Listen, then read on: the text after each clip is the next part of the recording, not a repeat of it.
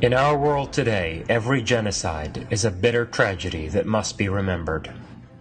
But one of the greatest genocides in history, a genocide that continues to have a hidden impact on the modern world, has been forgotten. This is a genocide that brought with it the murder of a culture and a traumatic rupture in the progressive evolution of human civilization. The Arab onslaught on Iran was a genocide in every sense of the word. It resulted in 1,400 years of men being heinously executed, children being enslaved, and women being bound into servitude, forced to endure sexual slavery and subjected to the slave trade.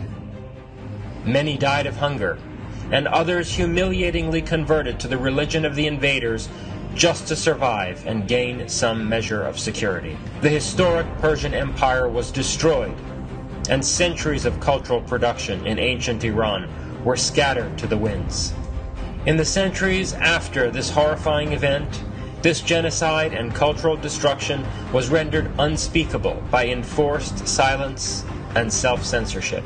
After the rape and plunder of Iran, the Muslims were able to secure the wealth and muster the courage for a conquest of much of the rest of the civilized world. This onslaught was not only a question of mass murder.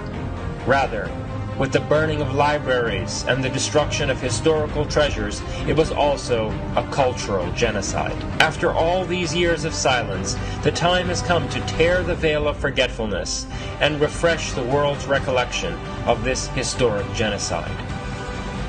From November 16th to 18th, every year, at every place in the world and in the company of all those whose hearts are full of love for Iran and Iranians, we will gather together to recount and remember this moving story that is more relevant today than ever before. May we return to our true selves. Qadisiyah, a memorial for the Muslim cultural genocide of Iran.